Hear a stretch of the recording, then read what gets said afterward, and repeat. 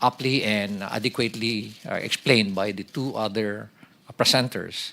Since we signed the MOA, we've been preparing the necessary documents and records that will be placed in the chain. And we are also conducting knowledge sharing sessions and training for our personnel so that this innovation is not only technology-driven, but people-driven. Kaya nilalabas na namin sa MANCOM meeting namin yan. And we are coming up also with pronouncements sa aming posts sa social media. And as I've said, both DBM and DICT started using blockchain technology in 2024. Nagpipigibak lang ho kami kay Secretary Mina Pangandaman. Thank you very much, DBM. Yeah. And thank you very much for filing the bill, Mr. Chair. Thank you very much for filing Bill 1330. All these efforts show that we are not waiting for the future. And these are early steps, but they carry a very strong message. We're beginning to embed blockchain into systems because good governance should never be an exception. It should always be a way of life. So maraming salamat po, Mr. Chair. Thank you, Mayor Benji. I know we'll be seeing you soon, maybe in another setting here in the Senate.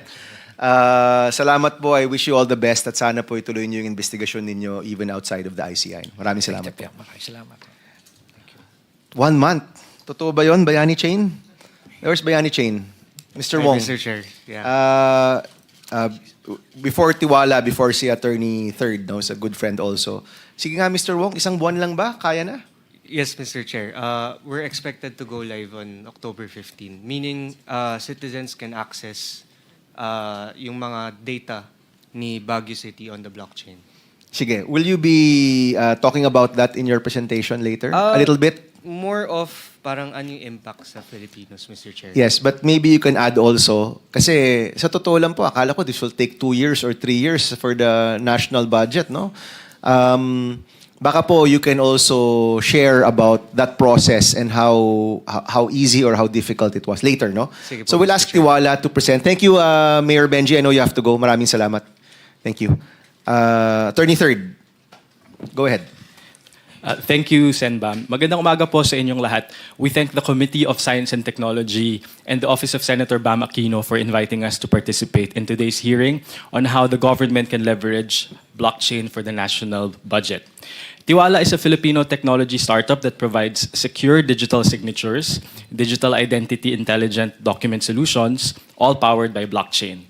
We're a proud DOST Startup Grant Fund Program awardee. Thank you to DOST. And today our platform is trusted by hundreds of organizations in both the public and private sectors, serving more than 300,000 users. Tiwala has also had the privilege of collaborating with the Supreme Court in shaping the newly approved legal framework for electronic notarization.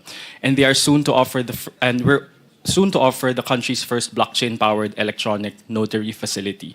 We're only the only Filipino company that's a member of the Cloud Signature Consortium, a global association advancing digital trust technologies. All right. Before we talk about blockchain technology, let's start first with a budget. Let's walk through something very concrete, quite literally, the journey of building a public school building in the Philippines. As you can see, the budget process that funds a public school building is complex, involving multiple agencies and riddled with vulnerabilities. By going through the different stages, we can better understand where the cracks usually appear and how technology can help close them. Stage 1, budget preparation and planning. This is where the DepEd, from the school principals to the local schools division to the region until the central office, identifies schools with classroom shortages and submits its proposal to the DBM for it to be included in the National Expenditure Program. But problems might appear right here. Exaggerated classroom needs, duplicate projects, overpricing of materials in the cost estimates, as Senbam pointed out in one of the hearings. Construction materials such as cement is way more expensive in government-built schools than their private counterparts. Even small differences, when multiplied across thousands of projects, translate into billions and fewer classrooms for students. Stage 2, budget legislation. Once the proposal reaches Congress for legislation of the General Appropriations Act, priorities can shift, as mentioned earlier by Mayor Magalong. Projects may be inserted, not part of the DepEd's master plan, which may distort the goal of addressing real needs. Stage 3, budget execution and release. After the budget is approved, the money must actually flow. But delays in allotments due to cash management or selective releases can stall the construction of classrooms. Students continue waiting while funds sit idle. Stage 4, procurement. Now comes bidding by the DepEd for contractors. So either private or through the DPWH to build the schools. This stage is highly vulnerable, as we have seen in the hearings. Bid rigging, ghost bidders, tailor-fit specifications that reduce fair competition. Instead of the best contractor for the job, the process can get captured. Stage 5, implementation. This is the construction phase when classrooms are supposed to rise. But in many cases, contractors cut corners, substandard materials, incomplete structures, or sadly, even projects that exist only on paper. What's promised doesn't always match what's built. Stage 6, monitoring and supervision. Inspection teams are tasked to ensure schools are being built properly. Yet, inspection reports can be falsified, and collusion between contractors and supervisors can let poor work slide. Community voices from principals, teachers, or parents often don't make it into the official reports. Stage 7, completion and turnover. At turnover, completion certificates may be signed even if the building has defects. A ribbon-cutting ceremony doesn't guarantee that classrooms are safe, durable, or compliant with standards. But we let Attorney our Third, children... Sorry, just to interrupt you for a second. We'd like to acknowledge Senator Padilla. Maraming salamat, Senator Robin. Senator Robin sponsored yesterday the FOI. So yung FOI and this bill, in partnership, can really create transparency in our government transactions. So maraming salamat po, Senator. Go ahead, please. Thank you, Mr. Chair. But we let our children use these buildings, trusting that these are up to standards. And finally, stage 8, post-completion and audit. After the project is turned over, warranties may not be enforced, and audits may be either softened or based on false or inaccurate data. By this stage, accountability fades, and contractors with a poor record often get away with it, sometimes even winning new school projects. As we can see, the budget is one complex maze. At every stage, there are multiple offices, systems, policies, and people that are interacting, but not necessarily connected. It's a mix of mostly manual processes that generate mountains of paper documents along the way. Almost every twist and turn requires human intervention. The process is opaque, with weak accountability mechanisms, and the accuracy of information is never guaranteed. You often cannot answer the basic questions: who did what, where, and how. There is no traceability, no verification, and no validation. This is the environment we're here to try to fix. And it's why rethinking the system with new technologies is so important. Now, how can technology help? Can blockchain technology really solve this? Blockchain is a powerful tool because it locks in records. Once written, they can't be tampered with, and they stay there forever. But here's the catch. Blockchain cannot guarantee that the data being recorded is accurate in the first place. If the information is wrong before it's entered, like when the material costs are inflated, blockchain will preserve it, but it will also preserve the error. It can be source of evidence in the future, but the error is already there. So it's an immutable wrong on-chain. That is why we need other technologies to work alongside blockchain to make sure that what goes into the record is true and verifiable. So this slide shows many of the possible tech and non-tech solutions that can complement blockchain technology, but I will just name a few in the interest of time. For budget preparation and planning, we can use AI and analytics. When budget and estimates are being prepared, AI and analytics can act as an early warning system. By comparing market prices and historical data, they can catch anomalies. For example, if cement or steel is suddenly priced way above the prevailing market prices. This stops overpricing before it even enters the budget. Another example is in implementation, the use of satellites and drones.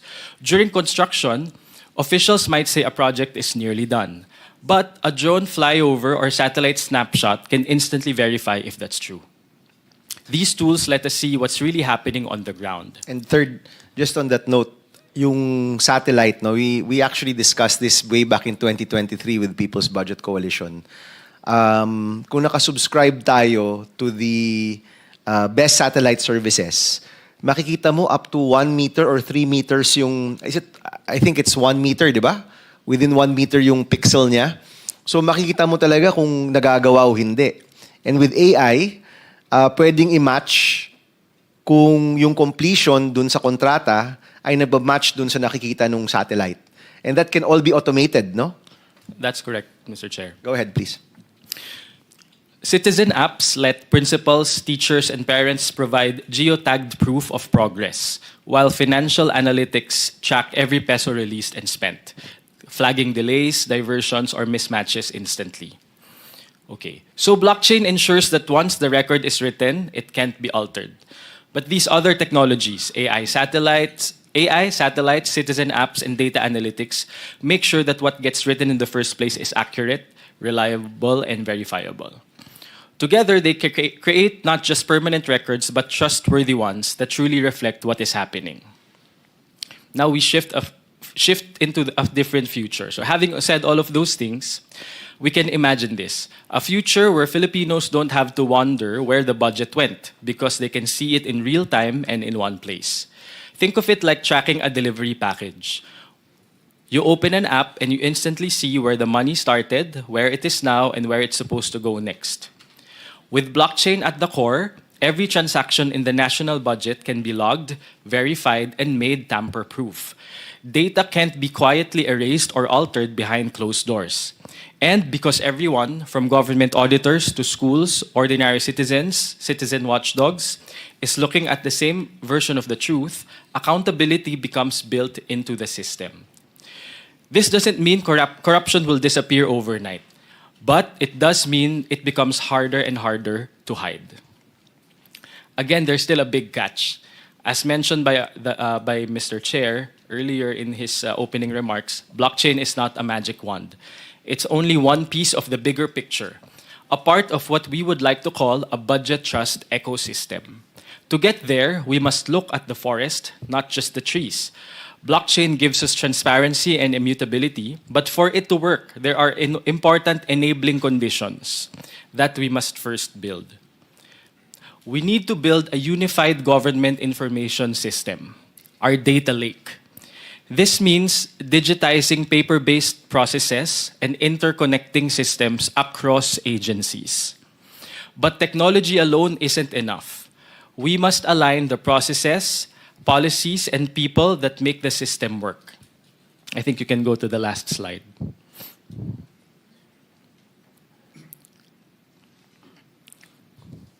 This is much easier said than done. But with the passage of the E-Governance Act, Republic Act 12254 last month, and other laws like the Anti-Red Tape Act, and much political will and openness to collaborate from the agencies concerned, this is possible. The end output of these systems must be digital. Blockchain is a decentralized digital ledger. It cannot record paper artifacts. Too often, agencies use expensive software, but at the end, you still print, sign, and pass papers around, and then scan them to be digitalized. We need digital signatures to secure these documents, make them tamper-proof, auditable, and traceable. At this stage, accuracy and validity are critical. That's where other technologies and safeguards come in. Remember, the blockchain itself only records cryptographic proofs. The actual documents and evidence may remain off-chain but must be secured. Once processes are digital and data is validated, then and only then can we record every transaction on the blockchain. As you can see there are tech and non-tech solutions to check the data if it's accurate or anomalous. So that's part of it is really administration of justice also. With these puzzle pieces in place, we can see a reliable, accurate, and verifiable budget, one that the Filipino people can trust. In closing, bringing the national budget onto the blockchain won't end corruption by itself. Blockchain is only a tool. but it is a step towards stronger accountability and greater transparency. For Filipinos, this means fewer chances for funds to be lost and more chances for resources to reach communities where they are needed most.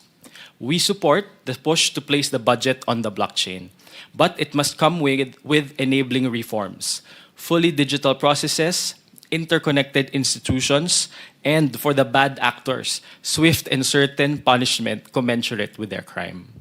Also important, any law must be technology neutral. Tools change and become outdated over time, but the principles must remain. Blockchain is not a silver bullet.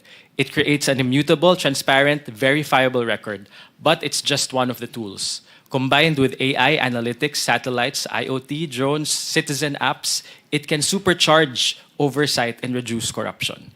In the end, what matters most is not just the technology, but the people who must embrace its use and the policies, processes, and systems that should be in place to maximize transparency, accountability, and public trust.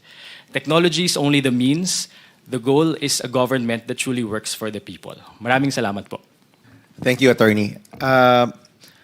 So I think we're very aligned, no, with your presentation. Itong paglalagay ng budget sa blockchain, it's just one aspect of what we want to do, no? Isang aspeto yan. Let me ask si Attorney Rosario from DBM. Itong paglalagay ng budget sa blockchain, ito po bago po to, di ba? And of course, yung AI, satellite technology, drones, that's all readily available already. Hindi na yan mga bagong teknolohiya, nandyan na yan, di ba? Pero yung ibang nabanggit ni Attorney Third na digitalization, cross-operability ng mga agencies, we already have laws for that, di ba? Hindi lang siya na-i-implement, no? Tama ba, Attorney? Mr. Chair, so far we have existing laws and regulations. However, we are also lobbying for the progressive, modernized, for better budgeting po. This is part of the LEDAC, which reinforces the needs for the integrated financial management information system. Oh. So we have executive order as well. Currently po, yun po yung pinanghahawakan po ng DBM to enhance our digitalization efforts. But you don't need a law anymore for this. Kasi lahat ng batas na kailangan nyo for digitalization, maybe I'll ask si Sec Henry kasi tumutungo siya. No? So, Sec Henry, do we need a new law for digitalization? We don't, di ba? For digitalization, Mr. Chair, hindi na. Hindi na. It's just a matter of execution and implementation. Okay, so the laws that Attorney Bagro, the framework that Attorney Bagro mentioned, actually, nandiyan na yung mga batas eh. Sa totoo lang, it's now implementation. Itong paglalagay ng budget on blockchain or similar technology, it probably needs a law unless DBM wants to pursue it on its own, which I think it's probably doing already. Pero yung nakikita ko kasi, if the budget, which is sabi nga namin ni Senator Robin, pinakamahalagang batas na nilalabas every year is the budget, di ba? Kung yun ay naka-blockchain, mas mapapabilis yung digitalization ng ibang mga ahensya. Because the mother document is now digital, interoperable, and on the blockchain. So kailangan talagang sumunod na yung mga ibang ahensya na hindi pa gaanong sumusunod. No? Sec Henry, tama po ba? Mr. Chair, tamang-tama po. Dadali po yung trabaho ko dyan. Kaya sinusuportahan po namin yung i-blockchain kaagad kung po pwede, Mr. Chair, yung 2026 GAA. Para lahat ng disbursement, pwede na nating matrace sa GAA. Okay, Thank you, we'll Mr. get Chair. to you, Secretary. Ikaw yung ating panghuli. Bayani Ventures, please go ahead. Hey, I'm sorry, it's Bayani Chain. Bayani Chain yes, Ventures. Bayani Chain. Good morning, Mr. Chair. Thank you for the opportunity and good morning to everyone. So, I think I have a slide, mga slides po. If we can pull it up po. But to start po, no, Bayani Chain po, we're a blockchain infrastructure company and we essentially power the tech behind DBM's blockchain system for special allotment release orders and notice of cash allocations. And also we're pilot testing on the LGU level with, as mentioned by Mayor Benji Magalong. So, good morning to everyone. Today I'll kind of explain the topic on blockchain for transparency and more importantly, what it means for the Filipino people. Next slide, please. Yeah. So, I think a lot of people already discussed po no, kung ano yung how blockchain works. But at its core, in simple terms, blockchain is a tamper-proof timestamp ledger. Meaning, once data is written, it cannot be erased or altered. This means NGOs can monitor, the media can report, and citizens can participate, all looking at the same record of truth. And I think that's the power and impact of blockchain. Next slide. What would this look like no, on a budget system? I think this is more high level po, no, than attorney's presentation. But for us, this is how we would envision it, right? Funds from the treasury are tokenized and recorded on the blockchain. And at the same time, these spending units, such as different departments and LGUs, disperse these funds, and every step is logged and traced. From there, it gets stored into a immutable ledger, which is timestamped, auditable, and verifiable. Ano po yung impact niyan? Pareho pong oversight bodies, such as NGOs and watchdogs, and citizens themselves can validate and scrutinize every peso in real time. Next slide. So ano pong impact po to para sa taong bayan po, no? For every Filipino, it means, number one, participation. Because budget data is directly accessible on a smartphone, and 70% of Filipinos already have a smartphone. Citizens can audit anytime, anywhere. Halimbawa, kung meron pong Senate hearing at may nilabas pong budget, pwede din pong i-check ng taong bayan sa cellphone nila. This gives the people the power to check how funds are used without needing any special access. Second, accountability. According to the OECD, immutable records cut procurement fraud by up to 30%. This means fewer leaks and more funds going where they're supposed to. And I think in this day and age, this is exactly what we need po, no? Especially to rebuild public trust. And lastly, efficiency. World Bank studies show na digital ledgers can cut processing times by 50 to 90%, which translates to faster IDs, permits, and government aid, services that ultimately touch our everyday lives. And for my last slide, I'd like to talk about what's happening around the world, no? So, actually, yung dinidiscuss po natin ngayon, Mr. Chair, hindi lang po theory to. Ginagamit na po to and pinapilot test po sa ibang bansa. So, for example, in Estonia, digital governance saves 2% of GDP every year. For us, that's around more than 200 billion pesos, no, which could be dedicated to building classrooms, hospitals, and brand new infrastructure. In Georgia, land registration became 90% faster, which shows how bureaucratic processes can dramatically improve when compared to traditional systems. So this 90% faster statistic is benchmarked across different countries, no. And lastly, in Chile, blockchain procurement increased public trust in government projects. And today, this is what the Philippines truly needs the most, no? Rebuilding trust. So let me close. Siguro po, Mr. Chair, you wanted me to discuss a little bit about GoodGov Chain. So GoodGov Chain is a government transparency system for LGUs. So right now, we're pilot testing po with Mayor Benji to upload procurements, infrastructure records, and ordinances po, no? So, kaya po kami mabilis kasi si Baguio is already medyo digitized na po yung documents nila. So, it's only a matter of uploading that on the blockchain. Jello, could you repeat that? Ano yung mga documents na in the Baguio pilot? Ano yung ilalagay ninyo on the chain? Procurements, tapos infrastructure project records, and ordinances po. Sa infrastructure records, how deep do you go? Right now po, medyo surface level pa lang po kasi we're in the first phase of testing out the system.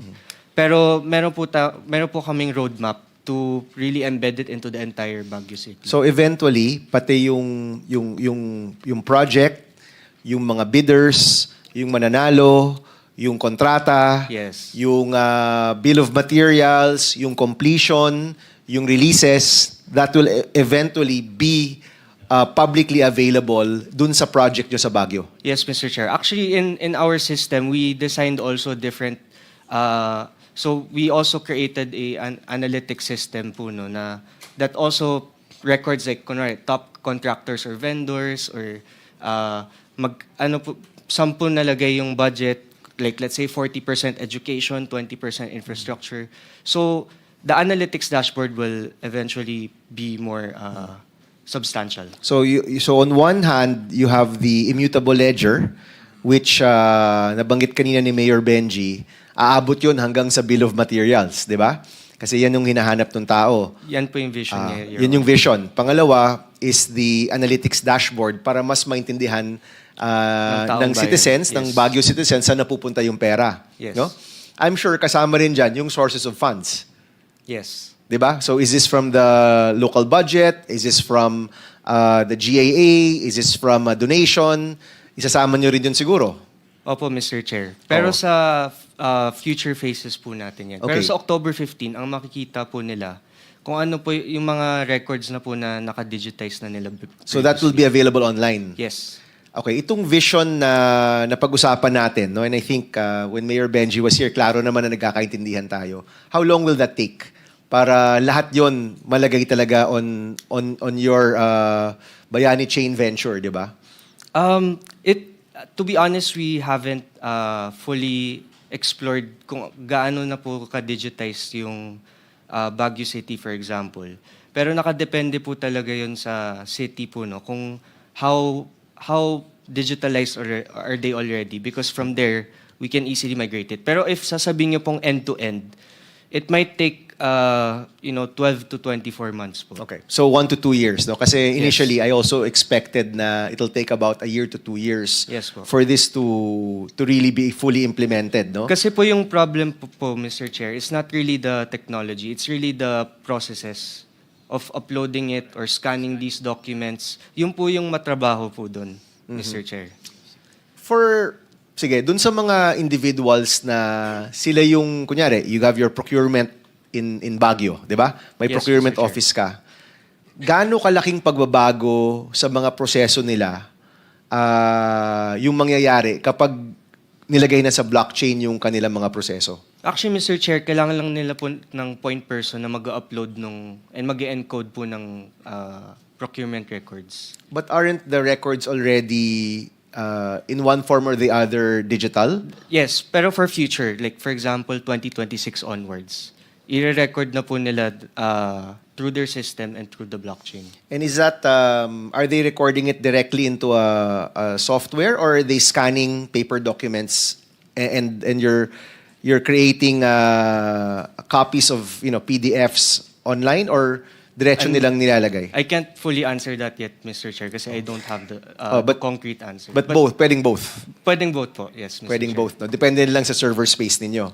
Kung gaano kalaking server space yan. Kasi I'm sure kung national government to, napakalaking server space yung kailangan. But that's why it's immutable kasi you're uploading all of the relevant information. No? Yes, Mr. Chair. Sige. So babantayan namin yan. We hope that we can get more updates no as the months go on kasi we wish you the best dito sa pilot nyo sa Baguio. Thank you, Mr. So Chair. thank you, Jello. Senator, do you have any questions pa? Please. Magandang patanghali po sa inyong lahat. Ako po ay bumabati sa lahat ng mga bisita natin ngayon, lalo po sa aking matalik na kaibigan, Sir Donald. Ako po ay masaya sapagkat nakarating na po tayo dito. Alam niyo po, aking kaibigan, Senator Bam, matagal na po naming pangarap ito ni Sir Donald. Ako po, ang una ko pong exposure dito sa blockchain, 2014 pa. Pero against po ito sa nung panahon po na napakalakas ng terrorism. Ito po ang pinangkontra. Ito po yung ginamit namin sa anti-terrorism para ma-monitor po namin yung mga paggalaw ng pera ng mga terorista. Napakalaki po ng naitulong nito. Pero siyempre, tama po yung sinabi ni Sir kanina, hindi ito silver bullet. Pero ito po yung kailangan natin ngayon. At ito po yung pinakatamang timing at napakagaling ng timing mo, Senator Bam. Ako po ay pinahanga mo. Saludo ko sa iyo, pati pa ako. Napakagaling po ng pagkakagawa ninyo dahil ito po talaga yung solusyon. Marami pong binabanggit yung ating mga bisita na totoo. Ito yung yung record talagang mapipreserve natin, sir. Kasi yun po ang kailangan eh. Kasi dito sa ating bansa, nawawala yung record. Puro kwentuhan, puro turuan, pag hinanap yung record, nawawala. Ang importante po yung record para meron po talaga tayong maikulong. Opo, yun po talaga at matigilan natin. Kaya ako po ay nagpapasalamat kay Senator Bam Aquino. Ito pong ginawa niya na ito po yung solusyon. Alam nyo, sa bansa natin, marami lang aktivista, reklamo ng reklamo, pero walang hinahatid na solusyon. Ito po yung solusyon. Kaya maraming salamat, Sir Bam. Ako po ay muli 100% na nakasuporta sa inyo. Sir Donald, mabuhay ka. Ito na tayo. Salamat. Maraming salamat, Senator Robin. And of course, the FOI na sponsor po kahapon, we are also fully supportive of the FOI. Thank you. Okay, the newly confirmed Secretary Henry. Congratulations po muli, Secretary Henry. Alam ko po matagal rin ang inyong karanasan sa blockchain even before you joined government. Baka pwede nyo pong ikwento ano pong panayam po ninyo dito po sa blockchain bill po natin. Mr. Chair, maraming salamat po, Senator Robin Hood. Kahapon po, nung nabanggit nyo yung confirmation ko, doon sa confirmation ko po, natanong po ako ni Senator Lacson, kailangan pa ba ng batas para i-blockchain yung General Appropriations Act? Ang sagot ko po sa kanya ay hindi naman kailangan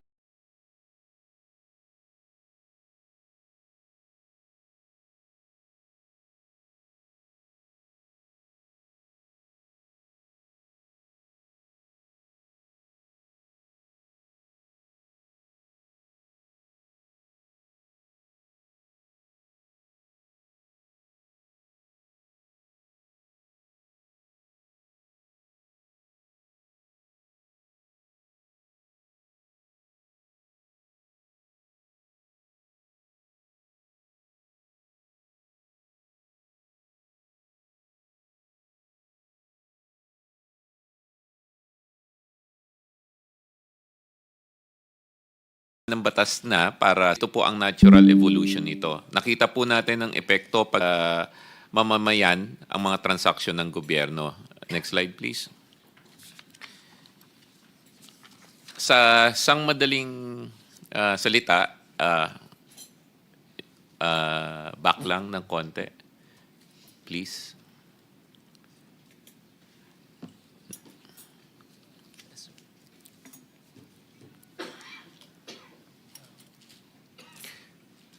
Yung previous slide. Previous slide.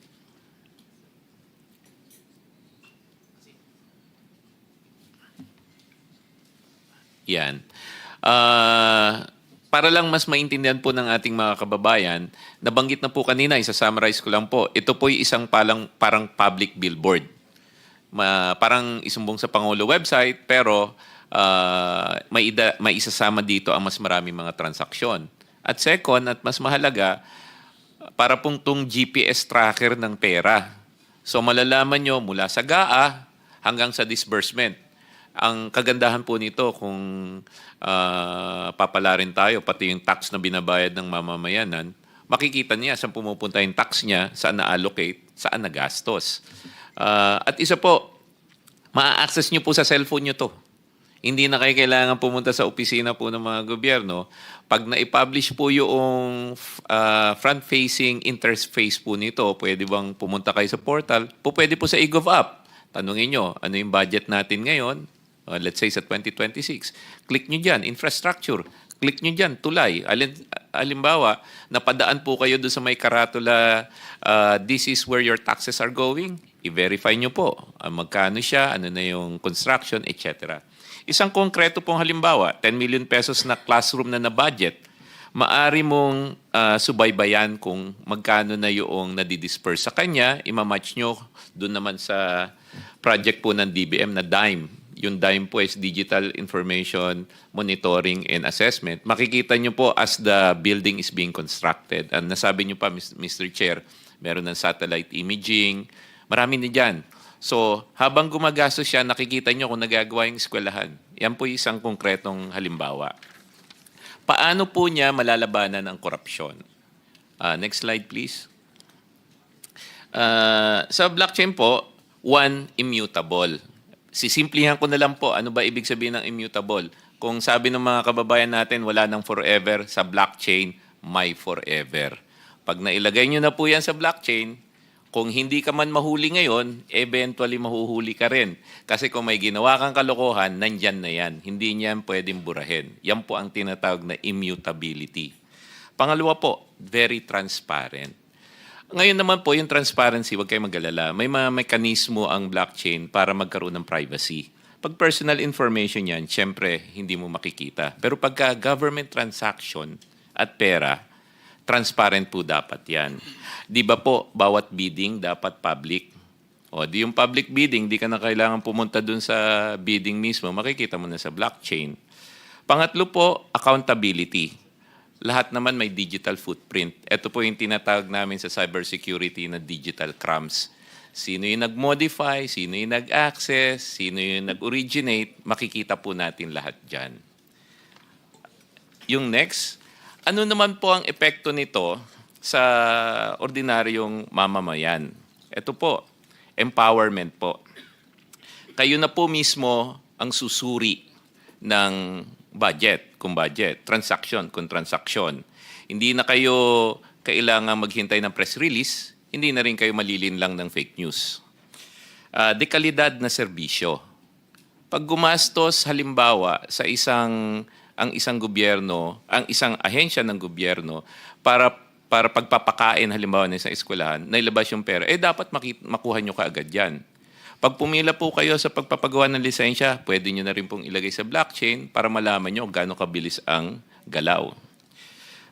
Mas mabilis na serbisyo, as I've said, at saka tataas po ang kumpiyansa natin sa gobyerno. Kasi ganoon naman po trust is built when we see each other eye to eye. Di po ba?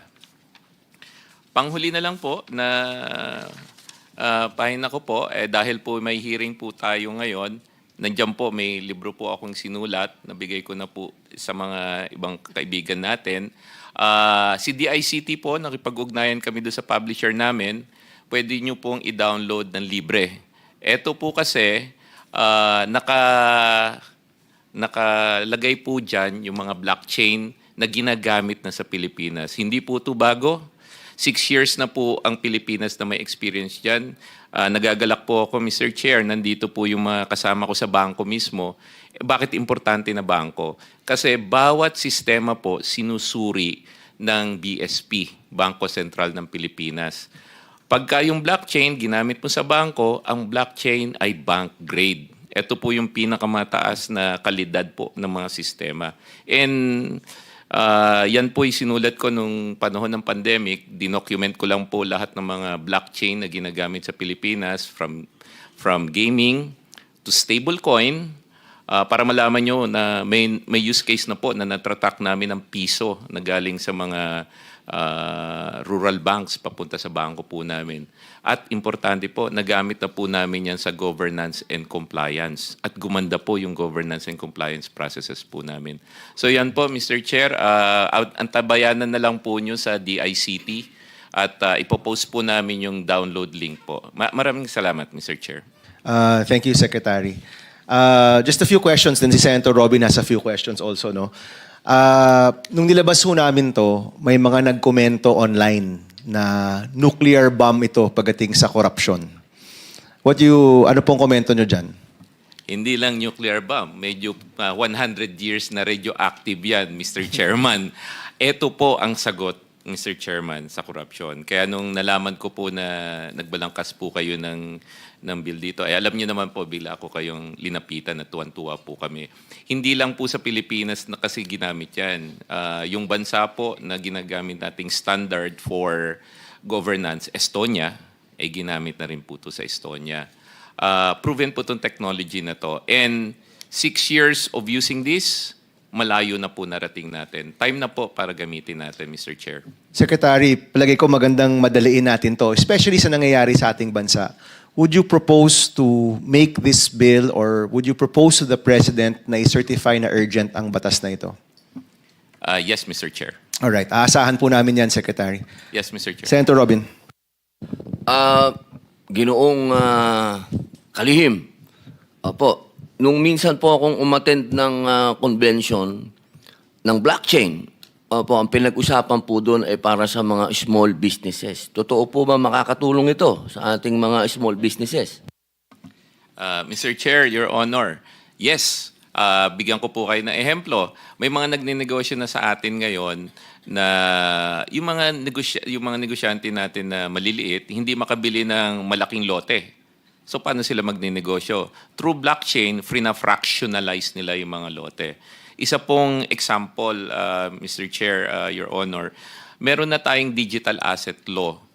Pwede mo nang i-digitize lahat ng asset at kami po sa bangko, ina-advocate namin yan. Kasi yung digital asset, pag na-digitize yan, pwede mong i-collateral ba?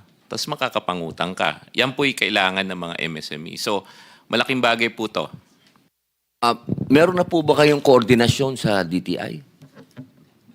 Yes, Mr. Chair. Yes po. Actually, isa rin po yan sa gustong itulak ng DTI. Kasi doon sa MSME push po ng DTI, isa rin po yan sa sinasabi natin na pwedeng next cottage industry po rin natin. Maraming salamat po, Ginoong Tagapangulo. Alam niyo po, kung ito po ay naging effective anti-terrorism, sigurado po sa mas magandang bagay, ito po ay talagang panalong-panalo. Kaya muli po, congratulations, boss. Salamat, Senator. So, anti-terrorism, ngayon naman po anti-corruption, no? Thank you so much, Secretary Aguda, for that presentation. Let me ask Mr. Abante. Si Ken po is one of the co-conveners of the People's Budget Coalition, also worked in DOF, no? Some years back. Ken, ano yung mga dokumento na mahalagang isama natin dito sa batas na ilalagay sa blockchain? Now, of course, ano naman po yan? We will create measures for, kung kailangan ng future documents, no? May space naman po yan. But right now, sa nakikita mong nangyayari sa bansa natin, kung saan nakatago yung korupsyon, saan pinapalobo yung mga presyo, for People's Budget Coalition, ano yung mga dokumentong mahalagang makita sa blockchain? Maraming salamat po, Mr. Chair. Naniniwala po kami that sunlight is the best disinfectant. No? At mahalaga na hindi lamang transparency yung meron, kundi people's participation at accountability. Yung tatlong pillars po talaga na yun, yung kailangan for corruption prevention and the restoration of trust in the budget process. Pero po dito sa tanong ninyo tungkol sa transparency, yung mga citizen monitors po natin are asking for free, public, and machine-readable access to the following. No? I will ask certain questions and then I will enumerate the documents that are needed. Una po, tama po ba yung programa, yung presyo at kalidad ng materyales? Yung mga documents po na nasa procurement ay yung tinatawag nating Program of Works, Bill of Quantities. I will ask DBM later to also comment on this.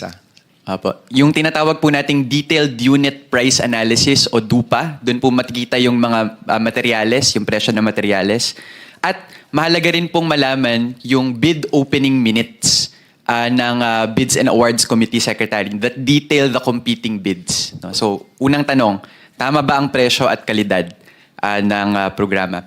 Pangalawa po na mahalagang tanong, no? Ang mga bidders ba ay technically, legally, and financially eligible na mag-bid? Sila ba ay na-blacklist? Undercapitalized ba sila?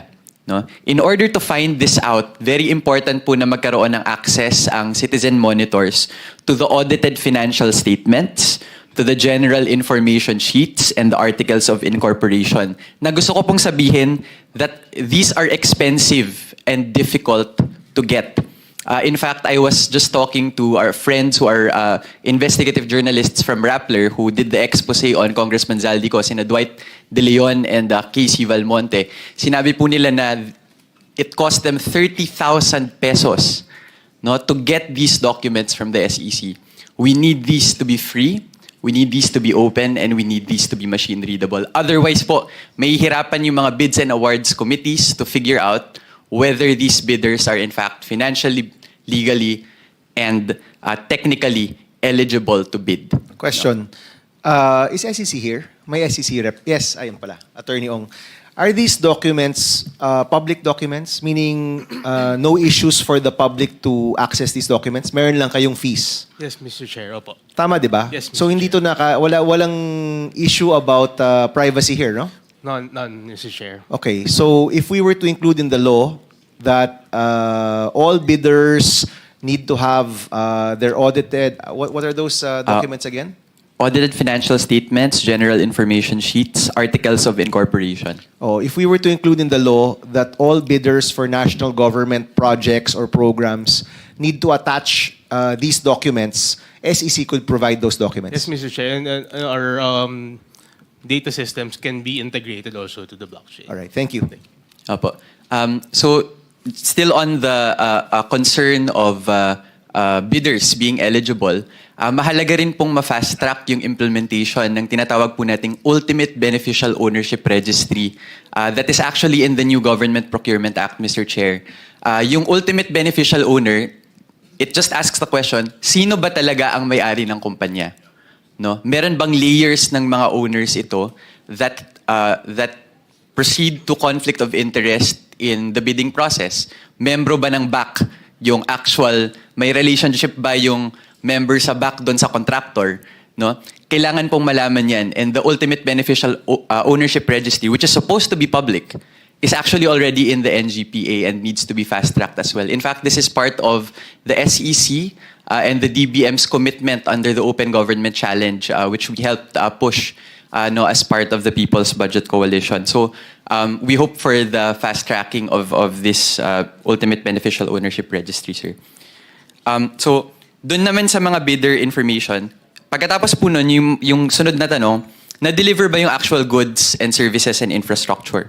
Ano po yung mga documents na mahalaga dito in procurement monitoring? Una, yung Inspection and Acceptance Reports or IAR na pinipiramahan po ng mga ahensya. No? Importante po na meron yan, including the delivery receipts. No? Kasi malalaman po natin dyan kung sino yung nag-receive. Nasabi niya ba na meron talagang programa? At kung sino yung nag-sign, accountable siya, no? Sa kung nabayaran ba talaga, kung mababayaran ba talaga yung contractor o hindi. No? And then finally po, we can give you a whole list. Medyo mahaba-haba po yung listahan na to. It's also supported by the Right to Know Right Now Coalition, which is a Freedom of Information coalition. Yung next po ay na-audit ba ito ng COA? No? Tragically po, under the current budget system, the Commission on Audit reports are only available up to 2023 because there is a general provision under the current national budget, Mr. Chair, that prevents agencies or the COA from uploading datasets without agencies commenting on it. This makes the audit process opaque. No? Whereas before, dapat natatanong po siya actually during the budget hearings, pero ngayon, wala pong information that's accessible by the general public. In fact, the budget and the audits became more opaque, no, over the past few years because of that change in the general appropriations law. And finally po, yung open data portal po ng PhilJEPS, which is very important. Yung Philippine Government Electronic Procurement System po, mahalaga na magkaroon po ng tinatawag na proactive disclosure ng information. No, yung problema po ngayon sa PhilJEPS 1.5, which they're trying to remedy through the modernized PhilJEPS, the latest data is that only three, saan na ba yan?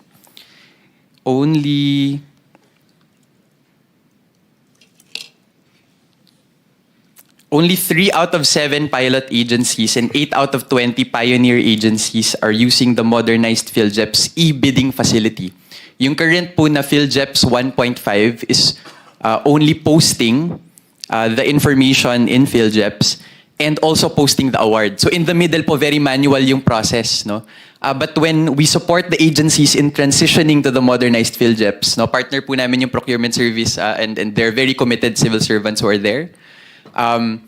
mas mabibigyan po ng laman yung sinasabi po kanina nung ating mga resource persons from Bayani Chain and from Tiwala and from the Fintech Association na magkaroon na ng mga dokumento na ganito, no? Para magkaroon ng tinatawag pong red flag indicators in the procurement system, no? Para malaman kung masyado bang mataas yung materyales, among other standards. There is in fact, Mr. Chair, an internationally recognized standard called the Open Contracting Data Standard, no, that lists which variables can be structured here. No, it's a technical discussion. Pero babalik nga po doon sa tanong na doon sa mga tanong na tama ba ang presyo at kalidad? Mga bidders ba ay technically, legally, and financially eligible? Na-deliver ba yung goods? Na-audit na ba siya? And if we are able to upload these in a free, machine-readable way, it will be a very big help to citizen monitors like us. Thank you, Ken. Secretary Aguda, let me ask some questions here. No? So, initially, nakikita ko na up to a certain level, kayang mag-upload ka agad, di ba?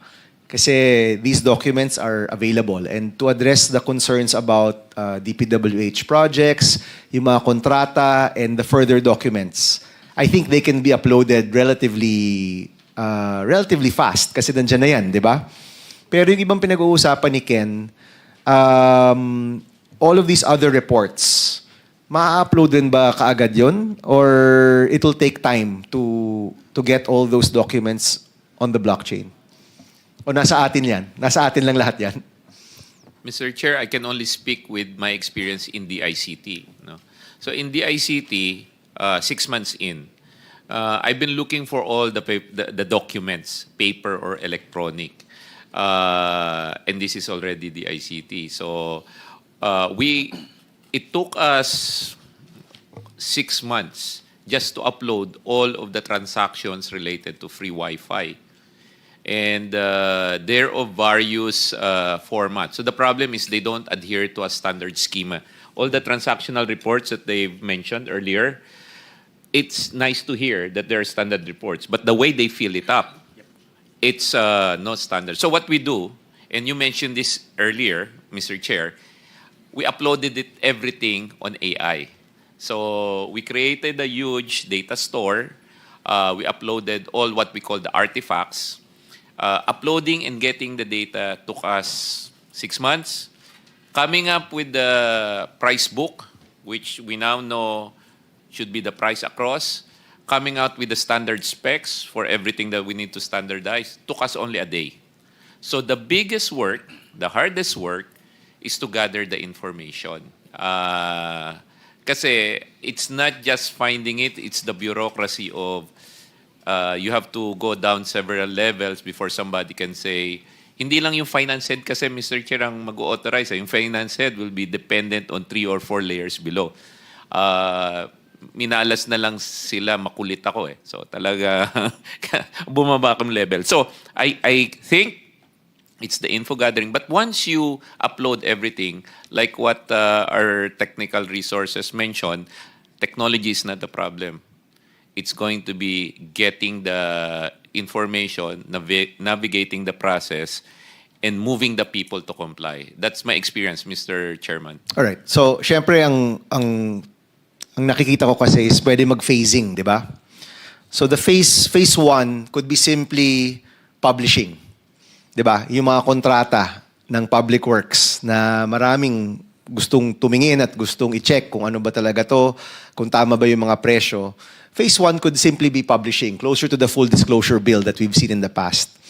Phase 2 could be maybe identifying key agencies with the biggest procurement and what layers that they need to put on the blockchain, diba? And then maybe phase 3 could be the other aspects and other agencies na siguro mas malilit yung budget. Obviously, we can identify the agencies with the biggest budgets like DPWH, DOH, DepEd. No, ito yung mga big ticket items kasi, no?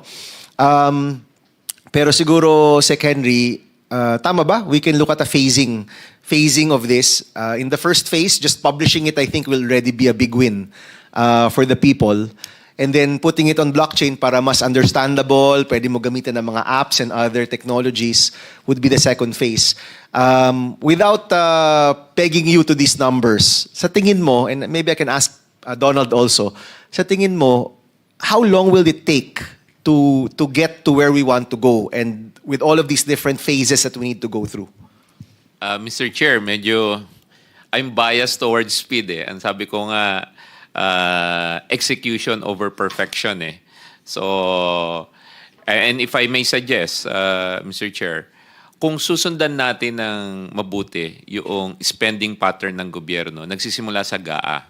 So pag sinimulan nyo sa GAA, pinublish yung GAA, and you require, siguro may 3 months pa before any bidding, any procurement can happen. So if you publish the GAA early by December or November, madaling ilagay sa blockchain yun because it's just a document that you put on the blockchain. Yung convention na lang ng mga index, numero, yun lang pag-usapan. Pag sinundan nyo yung procurement, naka-blockchain siya, naka-publish na, lahat ng tao makikita na sa blockchain yung GAA, sundan natin yung value chain up to the point na ma-disperse. Kasi bago naman ma-disperse yung pera sa kaban ng bayan, dadaan niya ng mga 3 to 6 months. E di sundan natin. And if I may suggest, Mr. Chair, sampulan natin with DBM there, then DPWH, yung moving forward. Kasi nandyan si Sec Vince ngayon, medyo makabago. Ang objective is not the whole government in 1 year, but one major government agency.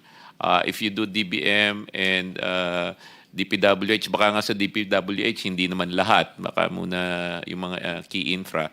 Matapos siya ng isang buong taon, Mr. Chair, uulit-ulitin na lang natin. That's how I would suggest it. So kung ang tanong niyo sa akin, gaano kabilis, I think in 1 year, if we really have the political will to do this, because we have the technical capability, simulan natin dun sa ganung value chain approach, Mr. Chair. All right. DBM, Attorney, sorry may glare. Attorney Del Rosario, yeah. Any comments? Yes, Mr. Chair. I'd like to highlight po that putting the documents in the blockchain is easy. We actually did that with Bayani Chain for less than a year, some few months. But I understand it takes us a long time to do process re-engineering itself. But for genuine fundamental change po to happen in blockchain, it has to be on the unified account code structure level. So meaning, for public finance practitioners, we have to put in the chain there are 4 element owners po dun. That's DBM, COA, Philippine Statistical Authority, and yung treasury and and the agency. So that's the organization code, funding source, object code, sub-object, even up to the location code po, CPSA po yung element owner nun. So in order for us to do that, it has to be the blockchain has to be on the ledger level. It takes us a long time. In fact po, when we started our term, SecMina asked me to start the blockchain since 2022. So for blockchain practitioners, decentralized finance is the holy grail. So yun po yung goal po natin is to decentralize our public finance. And in order to do that, up to UX code level po talaga. However, for us to do something very quick, naisip po namin, SARO NCA muna, yung ilagay sa blockchain. Yeah, SARO NCA kasi will help us with where the money should go. Yes. Pero with how the money is used, hindi pa eh. Yes po. Diba? Kasi those are the contracts of the agencies. Yes. No? And a lot of the corruption we're uncovering is at that level. No? So yung SARO at NCA, matutukoy natin kung may pondo. Actually, mas maganda kung alam mo yung proponent. Although wala rin naman yun sa SARO at NCA, it just shows the item and whether there's cash available. But to be able to really understand kung nasaan nangyayari yung pagnanakaw, we have to go to the contract level at the agency level. And although these records are not with DBM, they're actually with the legislators, yung proponents. Diba? So I think what you're doing is definitely commendable. It's a great first step. Pero to address our concern, we have to go to the agencies. And I will subscribe to what Secretary Henry said, na unahin na natin yung DPWH. Di ba? At kung makikita natin yung mga kontrata doon hanggang DUPA, tama ba? Hanggang DUPA, no, mas ma-analyze natin kung merong katiwalian o wala, no? But thank you, Attorney.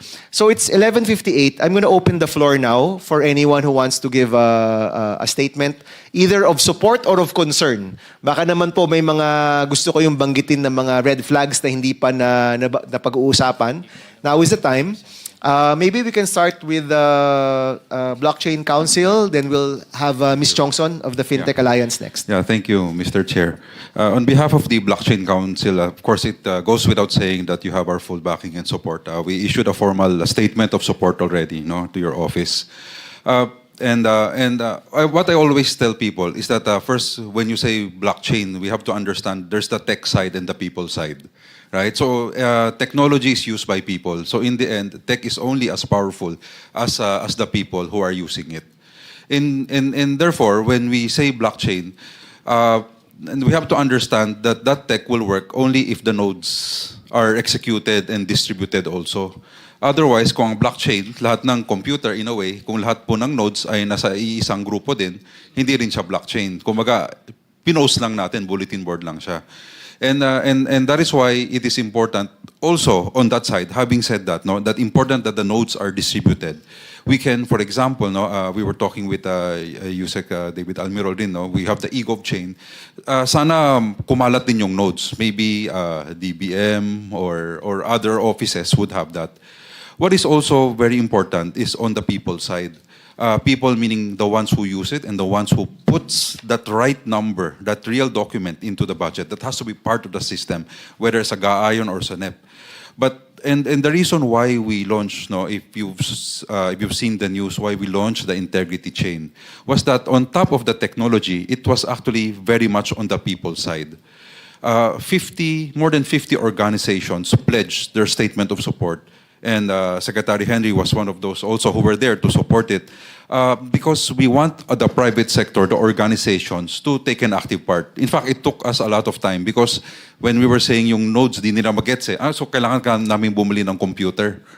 So sabi namin, sige, wag muna. Kasi ang habang explanation and the legal part and everything. So what we said was that the integrity chain, all the private sector, Management Association of the Philippines, MBC, Makati Business Club, all the whatever association, sila po yung nag-release po ng statement on the corruption na we detest the corruption. So sabi ko, why don't we, instead of just keeping on issuing statements, can we do something about it?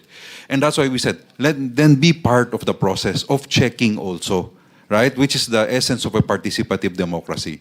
So with that, and that's why the integrity chain was created, we hope that in 60 days we can deploy something as fast as the Good Gov chain. The essence is the people. All the organizations will be now looking at it also. Right? So, kasi nga, number one, kailangan yung nodes, yung tech, distributed yung computer, otherwise it doesn't make sense. At the same time, lahat sinasabi natin, lahat titingin, pwedeng tumingin. Pero sino ba talaga ang titingin? Kasi hindi naman pwedeng buong Pilipinas titingin at lahat may comment. So we have to give that responsibility to certain groups. People here, we all represent certain groups. We are checking also. And whether the tech will solve the problem, at the very least, we know from the people side, mas mahirap kasing kumuha kung lahat nakatingin Right? And we will now ask the real questions. Those who are more in the know. And because of that, but one final thing, Mr. Chair, I always say, it's important to have that first step.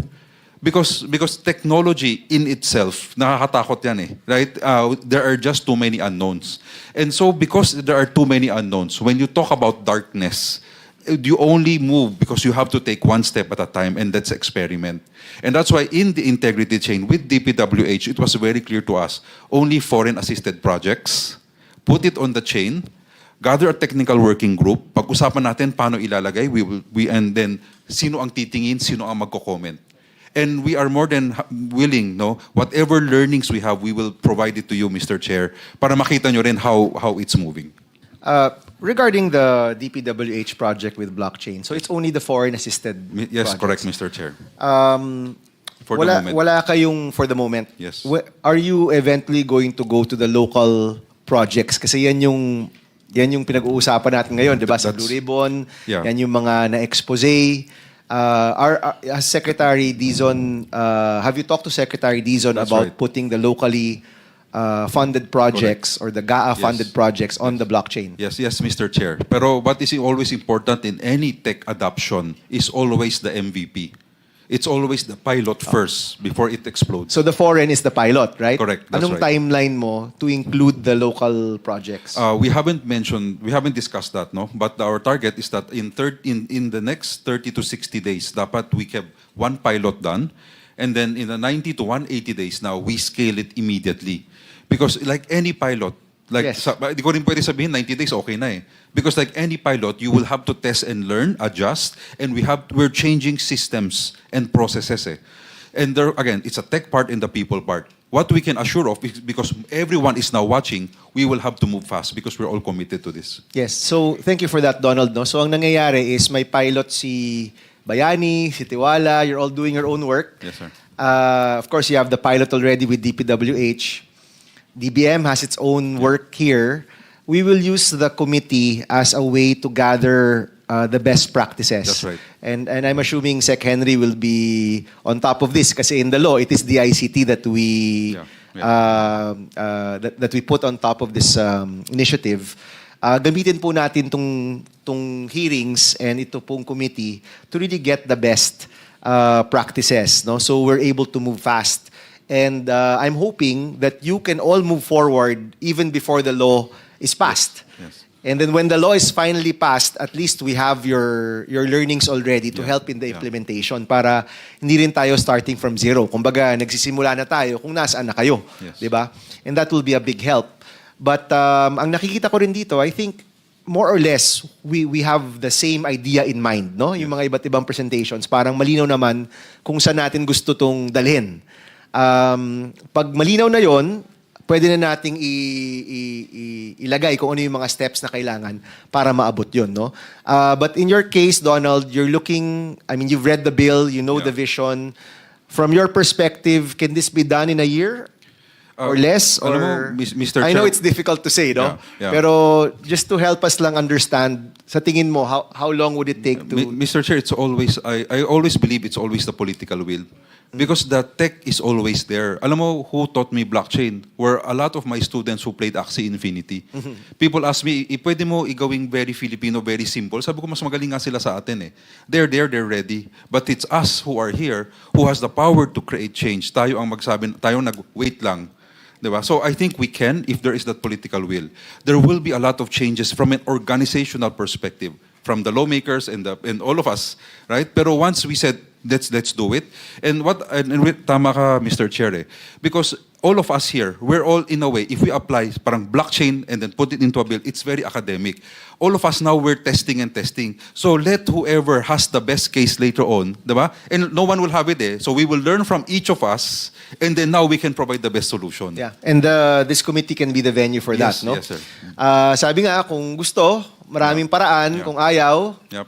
maraming dahilan, di ba? Ito, gusto natin itong mangyari. So we will do our best to make sure this passes. And it's interesting na this can be a convergence point, no? Different political parties, different persuasions, executive, legislative, local government, pwede magtulungan para dito, no? Okay, thank you, Donald. Anyone else? Lee from SGV or... Oh, I'm sorry, si Ms. Chongson pala first, no? Ms. Chongson. Thank you. I'm also with Blockchain Council. In fact, I'm a trustee as well. I'm also trustee of FinTech Alliance. Thank you for inviting us. And I think this time around, we're blessed that we have people in government understanding blockchain and deeper into technology.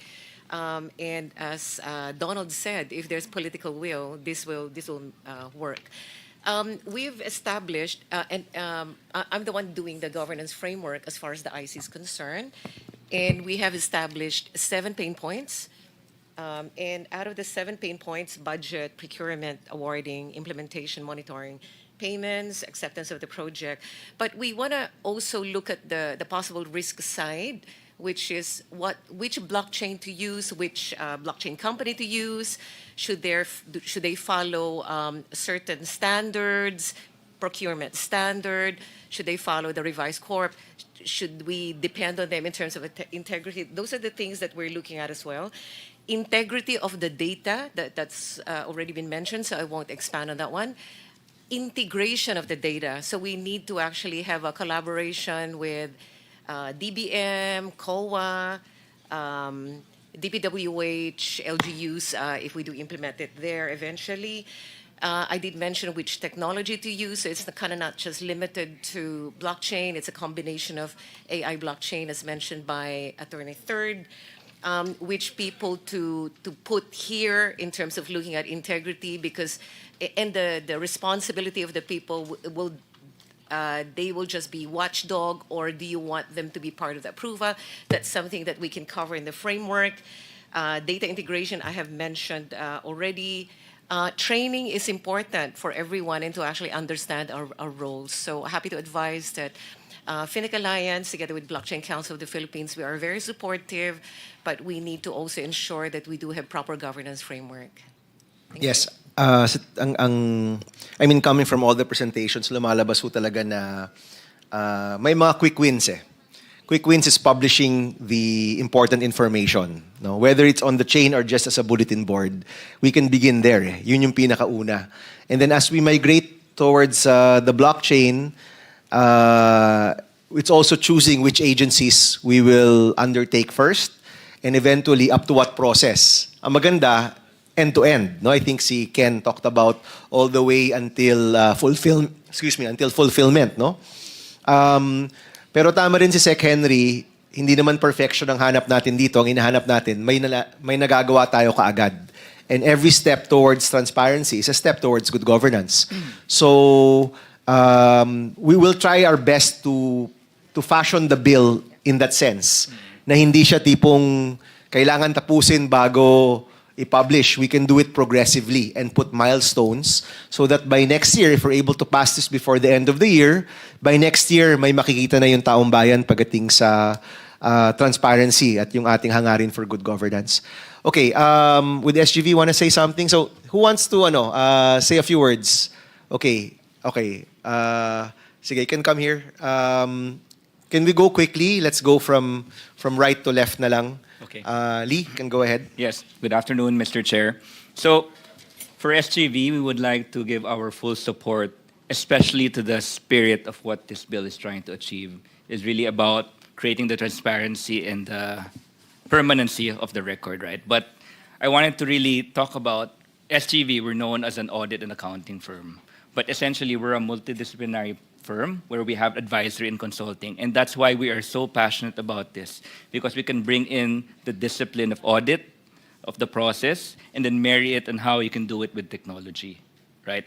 What I would like really to remind, I guess, the entire committee, right, is we talk about technology. I'm so happy Mr. Chair mentioned that he will have the technical working group that will look at not just specifically at blockchain, although blockchain addresses the salient points, but being open to the other technologies that need to enable it completely. Always think about the triangle, right?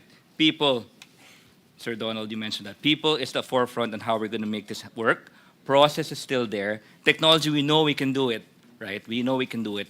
But people and process can still be a gap, which we need to be able to address. So really 3 points I'd like to share. The first one is, if we're going to make this publicly available, right, to the common folk, we need to make sure that, yes, blockchain has the records, but the understandability of what it is, the user experience, needs to be clearly designed. So that would really empower them to be able to make a comment. Of course, we have to control, as Sir Donald mentioned, who has access to this, but making it available, understandable is quite crucial.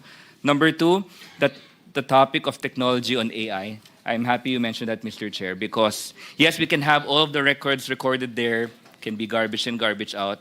But with AI, you'll be able to find out the trends that you will not be able to see manually if you just look at the data itself. So the analytics part na nakalagay po on top of that needs to be put forth and really designed as part of the objective.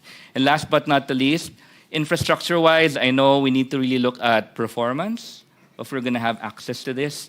Cybersecurity, of course, needs to be there. And really the design of inclusivity, because obviously if we have cell phones, most of our country already use that, but being conscious of people, how are they able to access this so that they can participate in this forum? So, but definitely SGV would like to give our full support to this bill. Thank you. Thank you, Lee. Salamat. Mr. Minerva? Good noon, Mr. Chair. Kami actually is more of developing the blockchain at the core level, meaning at the algorithm, encryption, as well as the consensus engine. Yun talaga yung trabaho namin as a company. No? Based on what I observe, I just want to reiterate that the difference between putting a digital asset in a blockchain and in a normal database, the difference is shared. So if you put your digital assets on the blockchain, it is shared real time. That's the only difference, Mr. Chair. And what happens is, if you share the data to the public, magiging ano siya yung creativity ng public lalabas, o yung ingenuity ng Filipino lalabas. So magpa-pop up talaga yung mga website, including watchdog website, anti-graft website, etc. So it is very important to actually share the data. And that is what I'm trying to emphasize here, that the blockchain bill is actually sharing the data to the public. Yes, and it has to be permissionless, Mr. Chair, if I'm going to decide on this. Because if you do permissionless data, anyone can just access it. Academe can access it, citizen can access it, etc. And with regards to the budget or the flow of systems, what I've seen, or when you have a problem with the budget, is that what you do is that the asset, like for example the contract, the GAA, whatever that information is, you use it as a control to flow the digital asset. It could be a token, no?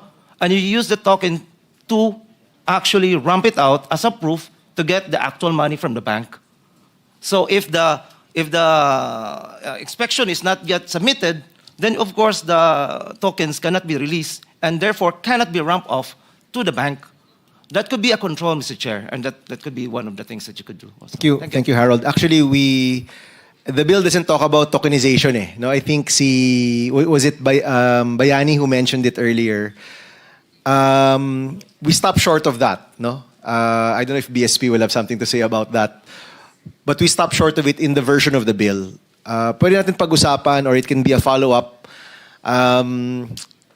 That becomes an even bigger question kasi about tokenizing our budget and funds of government. But right now, the current version stops short of that, as you know. No? So we can discuss that maybe in the TWG. But coming from all the discussion, maganda nga i-phasing natin siya. No? And we'll see if that is a necessary phase down the line. But right now, let's do the first, which is sharing the data, making it available for free. No, thank you.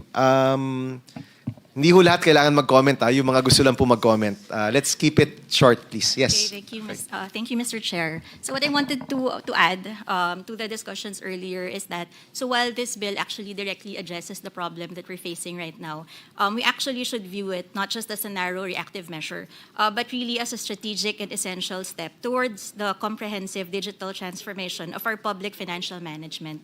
So a modern PFM system is critical for enhancing efficiency, improving policy effectiveness, and bolstering public trust, all of which are cornerstones actually of a stable and competitive economy. So all of the things that we're doing actually translates to economic growth as well for us. Of course, as mentioned earlier, the success of this landmark legislation hinges on a sound implementation strategy. We've mentioned, and we agree that you need to establish a sound and strong legal risk management and governance framework, adopt a first principles approach, meaning we don't just digitize the current process, but use this as a chance to rethink the way that we do it. Third would be to develop a national roadmap for emerging technology so that it's in conjunction with the other technologies as well. And then invest in capability building. So the thing is that when we start to adapt these principles, we can see it as the Philippines now successfully implementing a world-class digital public financial management system that enhances fiscal discipline, improves public service delivery, and strengthens the foundations of public trust, and also investor confidence in the Philippines. Thank you. Sa tingin ko, kung magawa natin to, it will speed up the digitalization of everything else. Kasi the budget, dyan nag-emanate lahat ng government transactions. So, If the goal is to digitalize everything, because if everything is digital, everything's more transparent, more interoperable, more usable, this could be the lever that could be the tipping point for that. No? Yes, Prof, please. Hello, Mr. Chair. Idadagdag ko na lang po, isang item is, baka since we're in the process, we want it digitalized, baka we can include to have an interoperability standards na rin as part of the bill. After finishing this, madali ang digitalization for the... Yes, thank you, Prof. Definitely, that's important kasi gusto ho natin ma-analyze yung data. Not just for it to be seen as a PDF, but that it can be analyzed, it can be visualized, it can be used by common citizens. So thank you. Who else wanted to say something? Sige po, si Sir Franz, and then si Mark, Attorney Mark, and lastly si Attorney Eugene. Sige Thank po. you, Mr. Chair. This is just a quick comment. So we fully support the bill. The OST fully supports the bill. From the technological point of view, we welcome this as a positive development, specifically for local researchers and local startups. So nabanggit po ni Attorney Third, diba, they were supported by the OST. They were startups. So it's very good to hear na yung mga local initiatives natin na-recognize, and they have now this bigger avenue to have their locally developed solutions be absorbed by the government. So yun lang po, this is a very positive development. Thank you. Thank you. Yes, Attorney Mark. Thank you, Mr. Chair. Mr. Chair, so we appear today on behalf of the board and members of the Blockchain Council of the Philippines. So we'd like to think we represent most of the Web3 and blockchain community and licensed blockchain and crypto players. So, Mr. Chair, we'd like to share with you, of course, that we fully support this. We really think that what makes Senate Bill 1330 historic is its ambition, no, Mr. Chair. So, of course, like we have a prepared statement we shared with you, but I'll just cut it short. Of course, with ambition, it must be tempered by practical design. That's why we're really pushing for a phased implementation, as we have been saying here repeatedly. It is also clear to define, we clearly define governance. We have been saying repeatedly earlier, immutability, right? So what's important there, Mr. Chair, is of course, of course, it prevents tampering, but you have to understand that the mistakes there, if sabi mo nga, garbage in, garbage forever. So we have to make sure that there is strong data governance, no, with respect to putting this into the blockchain. Also, I'd like to remind everyone that, Mr. Chair, blockchain is not new to the Philippines. The BSP is here. We can learn from the BSP. We're one of the few countries in the world that has the virtual currency exchange license or regulation since 2017, Mr. Chair. Our SEC, led by Attorney Paulo Ong, we have the Crypto Asset Exchange License, CES. Of course, a license from the SEC. Our central bank also initially conducted studies pertaining to central bank digital currencies, no? So CBDC. So they have studied this technology already. So I think we can learn from that. Siguro just to close, Mr. Chair, on the legal side, I'm also kasi a lawyer, no? I think what we just have to look at is, let's say, the enforceability, sige medyo technical na ng konti, of smart contracts, di ba? Yan yung sa likod ng blockchain eh. So you have to you've been asking, Mr. Chair, do we need more laws? I think, of course, this one would really instill the putting the budget in the blockchain. But we already have the basic laws, Mr. Chair. Digital contracts are already covered and digital signatures under the E-Commerce Act. So putting the budget in the blockchain covered yan. Per problema na what we need to study further is enforceability of smart contracts in court, in accounting standards and the like. So that's, I think, in the technical working group, we need to study that further. Thank you, Attorney Mark. Maraming salamat. Sige, since we're going right to left, Attorney Eran and then Attorney Eugene.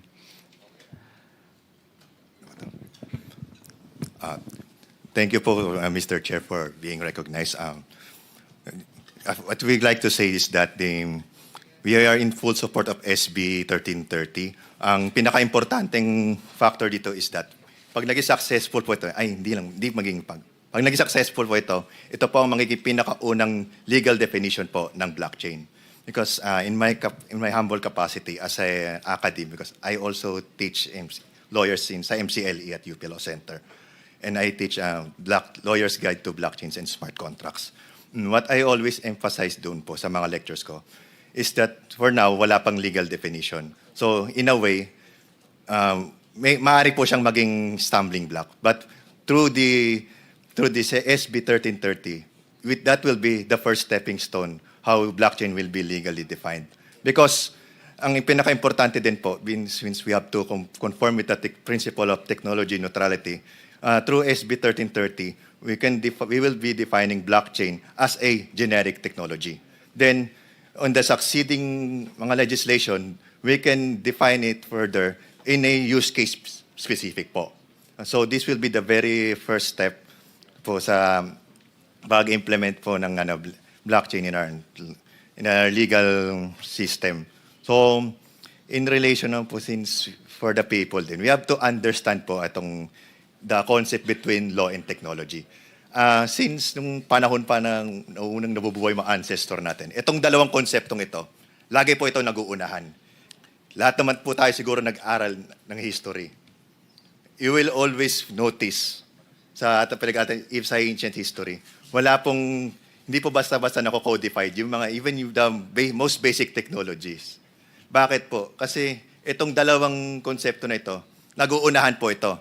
So, in relation sa SB 1330, we can strike a balance between the two. Kasi ang philosophy po dito is that we cannot put a Tesla engine in a 1900 Ford Model A vehicle. Ang ibig sabihin ko po nun, the Tesla engine is the technology and the Model A, by figure of speech, is yung mga legal frameworks po natin. We just have to reinforce. Mayroon na po tayo. We just have to reinforce our laws. Yun din po, Mr. Thank you, Attorney. And we will appreciate the support of PAFLA when we craft the law. Yung mga definitions po mahalaga.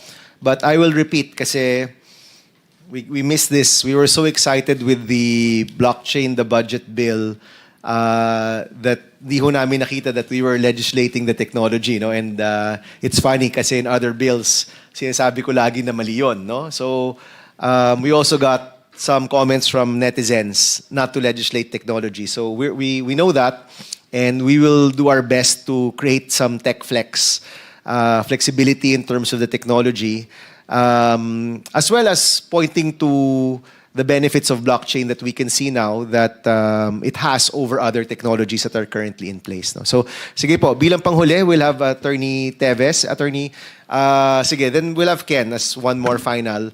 Si Attorney Eugene po, hindi ko pa nakikita in 25 years ata. Magsama kami sa Student Council. Yes. Tama, di ba? In the 90s, right? No? That's right. That's right. Okay, Attorney, good to see you again. Mr. Chair, the Bangko Sentral ng Pilipinas lauds the good senator for championing the intent of SBN 1330 to strengthen transparency and control in public financial management. Now, BSP is here because our focus will be on payment finality, settlement integrity, and systemic risk. Therefore, as we continue to finalize the details of the bill, it is important to understand, will it cover disbursement? This is very much needed to understand. Now, we've done some POCs, experimentation on the blockchain, DLT technology. We're also looking at possibility of tokenizing deposits, not touching public funds, but rather setting smart contracts at the back of the deposits. So these things can be explored. Initially, the idea was just for transparency. I'll be honest with you. So, similar to a ledger or a bulletin board was the initial idea. I don't know if BSP would want us to go all the way to disbursements. Are you prepared for a comment on this already at this point? Or Not at this point. Not at this point. But I guess during the TWG, we can discuss it further. Or we can put it as a further phase. But in the first phase 1 or phase 2, I think we just need to push for transparency. So similar to the Full Disclosure Act and making sure that the records are immutable, dun muna tayo magsimula. And then we'll move towards disbursements, smart contracts, other aspects of the value chain, which may need more reforms in the agencies. Ang worry ko kasi, Attorney, is kung hihintayin natin yung mga reformang yon, baka hindi natin magawa yung una natin gustong gawin, which is to push for transparency. That's right. But of course, we will welcome BSP's suggestions, comments, and recommendations here. All right. Thank you. Thank you, Mr. Chair. So let me have Ken, and then I'll give the last word to Secretary Henry. No? Sige po, Ken. Thank you, Mr. Chair. So kami po yung People's Budget Coalition. We're a group of more than 30 organizations pushing for a transparent, participative, and accountable budget process. With me is Tim Salomon of the Agri-Sector and Code NGO who's here. And we wanted to manifest, Mr. Chair, that the tragic truth is we, the people, have lost trust in the integrity of the budget process. And allow us to share a few principles po that the bill should respond to try to restore this trust. Yung first principle po is something that was mentioned a while ago, is that a technical solution will not solve a political problem, which is the current quandary in the Philippine budget process. Tech is a tool, but it's very important to decide to be open, to be transparent, to be accountable. The second is to restore public trust in the budget process. Reforms must strengthen 3 key pillars. All 3 should be addressed. First is transparency, pagiging bukas, that improves people's participation in the process, pakikilahok, and ensures accountability or pananagutan. The pitfall of many tech reforms is that they stop at transparency. We hope that this bill goes further. And then third is that reforms must address abuses in every step of the budget cycle, from preparation to legislation and accountability. So we in the People's Budget Coalition would like to propose features of a system, and we hope that the bill is tech neutral, to restore people's trust in the budget process. And allow me to illustrate using the flood control situation. The first phase is the budget preparation stage. Executive agencies must open the technical budget hearings in the DBM to ensure that what goes inside the budget in the National Expenditure Program are truly based on science, nature-based solutions like reforestation and integrated water resource management, not just cement, which is the current paradigm of our flood control system. What is heartbreaking, Mr. Chair, is that as disaster response volunteers like us who experienced communities na lubog po sa baha for 1 to 2 weeks, did you know that more than 1.2 trillion flood control budgets from 2018 to 2025, if properly used, could have already funded the major river basin master plans nationwide, which would have cost only 700 to 800 billion pesos, which is according to former DPWH Secretary Babe Singson. Imagine a system where in the DPWH, there is a multi-sectoral body of CSOs, hydrologists that can vet the submissions before they enter the NEP. Ordinary citizens and legislators can cross-check on a map or a satellite view whether proposed projects in the DPWH are part of the 18 major river basin master plans, and if they are not, tell already the president before it becomes proposed. Imagine a situation where people can say in the NEP and the legislative deliberations that this street was actually already paved and therefore should not be in the asset preservation program of the DPWH. What we need, Mr. Chair, is a publicly funded research program that supports these multi-sectoral bodies at the budget preparation stage before it enters the NEP. Half-ghost project ba to? No? Itong programa na to, masasagot na po yan kaagad kung may multi-sectoral body sa technical budget hearings pa lang. Yun po yung pakikilahok na kailangan. Pangalawa po sa budget legislation stage, Congress must end the abusive practice of secret congressional insertions, especially in the BICAM. What we really need is a truly open BICAM, supported by what we call an open budget transparency server that improves the quality of public participation. The tragedy with flood control is that they were inserted in secret at the last minute during the bicameral conference committee, whose proceedings are kept secret. So we really don't know who inserted what in the budget. And over just the past 3 years, 540 billion pesos net insertions in the DPWH were put without the proper studies or debate. Imagine a situation in a feature of this system, like an open budget transparency server, which can actually be already implemented today, Mr. Chair, if Congress decides to do so. Similar to how election results are reported during election day. mirrored by media and civil society observers.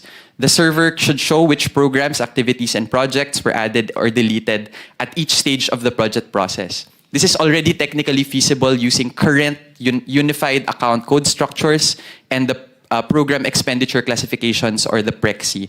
We are ready to support such an open budget transparency server, Mr. Chair, because tama po kayo, napakahirap pong mag-analyze ng budget kasi iba-iba yung mga dokumento at napakahirap nitong gawin.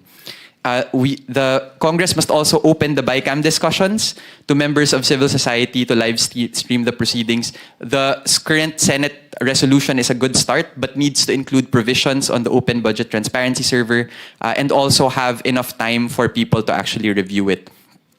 In the budget execution stage, there must be open contracting data standards, PhilJEP's open data, and fast-tracking the ultimate beneficial ownership registry, which I already discussed a while ago. And finally, in the budget accountability stage, a bill passing the independent commission must be passed to empower them to ensure that the investigations in the flood control scandal spares no one. Dapat po hindi lamang small fish, kundi yung masterminds po, yung managot. No, there are a few good bills already in the House filed by Representatives De Lima and Jokno. And the undergirding political incentives that make it hard to remove corruption. A system of campaign finance that rewards politicians who are rich to recoup their campaign expenses through government contracts. It's time to open SALNs. It's time to open the statements of campaign expenditures with the COMELEC. It's time for politicians to waive their bank secrecy rights, and it's time for a Freedom of Information Act, which we're happy that the Senate sponsored yesterday. These fundamental public financial reforms are needed so that this bill does not fall into the trap of stopping at transparency, but really doing transparency, participation, and accountability reforms at each stage of the budget process. Thank you, Mr. Chair, for your time. Salamat, Ken. We will ask Secretary Aguda, may kausap lang, pero we will ask him to give the final word. Can I get sige po, 15 Donald. seconds lang, sir. I now understand what you mean when you said blockchain the budget. Because after this discussion, I realize you're invoking the principles of the blockchain, which is transparency, immutability, and accountability. In fact, now I understand when you said blockchain the budget, it means making sure that the budget is transparent, immutable, and accountable. And that's why I said, now I realize, I will tell you, the blockchain is the best option, right? Because the DNA of blockchain is those three principles. However, blockchain has to be done right. Because if not, we will be just putting all of these, so many options, all of these things. We have to be guided properly. So if blockchain is done right, then we can be sure that the budget follows that. All right, thank you, Donald. So, Secretary Aguda, blockchain done right, no? So, I'll give you the final word. Can this be done? Kaya ba to? Kaya natin to, no? Mr. Chair, kaya po to. Ang salaysay po ng pagsugpo ng korupsyon sa ating henerasyon, nagsimula po sa pagpapakita ng Pangulo ng mga flood control projects. Yan po yung sumbong sa Pangulo website. Nakita po ng buong bayan ang transformative effect ng digital, lalo na ang transparency. Kaya po natutuwa naman ako, Mr. Chair, dahil ito na ang tutuldok sa kasaysayan ng korupsyon sa Pilipinas. Ang bill nyo po na i-blockchain ng budget at lahat ng transaksyon na manggagaling sa budget, ito po ang forever na wala ng korupsyon, may liwanag sa lahat ng transaksyon at lahat po ng tao, lahat ng Pilipino ay masusing makikita ang transaksyon ng gobyerno. Yan po, Mr. Chair. Maraming salamat po. Thank you, Secretary. Alam niyo po, if we're able to, kung magawa ho natin to, it's gonna be a big step. Hindi siya magic bullet, definitely. Marami pang ibang mga bagay na kailangan gawin, but will be an important step. I would say it's the biggest step towards transparency in the last 20 to 30 years or even more. Kung lahat ng transaction natin ay ilalagay sa blockchain at makikita ng lahat ng tao, na ma-share, no? Sabi nga ni Prof kanina, sabi ni Harold kanina, na shared information na ito na wala kang babayaran at makikita mo yung lahat ng kailangan mo makita. You know, the old budget watch groups, what they used to do is they used to do a spot check. Feeling nila may probinsya na may corrupt na mga opisyal, doon sila titingin. Hanapin nila yung mga tulay, kalsada, kung ano man. Tapos mahalungkat nila yung kontrata noon at mahanap nila tapos mabibring up dito. Unang-una, kung mangyari po ito, now at our fingertips, kaya natin makita yung mga kontrata. And hindi mo na kailangan ng isang NGO to do a spot check. Everybody will have that information available already. Pangalawa is with the proper AI tools, and I think we've been talking about this, interoperable na eh. Kaya mo nang i-analyze, kaya mo siyang makita through satellite imagery, kaya mo siyang maaral, and with citizens groups, kaya mong ma-check on the ground kung ano yung nangyayari. So suddenly, yung kayang gawin ng isang NGO na noon napaka-specialized, you can have thousands of that all over the country. Pwede siyang localized, pwede siyang city-based, municipality-based, province-based, lahat nakabantay. At kung lahat tayo nakabantay, then hopefully mas masusugpo natin yung korupsyon. No? Ito po yung pinakahangarin ng batas na ito. And we hope for everybody's help. Hindi lang po yung mga nandito, kung hindi po lahat ng mga nakikinig din. Right now, we will be referring SB 1330 to the Technical Working Group. We hope everybody will be as enthusiastic to support in the Technical Working Group. Rest assured po, marami pa pong pagbabago makikita kasi nung ginawa po namin yung unang version, opisina ko lang po yan. No? But ngayon po na nandito na tayong lahat, we aim to really make this a good bill. And we hope to fast-track this bill with the support of the executive and our friends at Congress at makita ho natin yung napakahalagang batas na ito na mapasa at ma-implement at the soonest possible time. So maraming salamat po. We suspend the hearing and we thank everybody for your time today. Thank you very much po.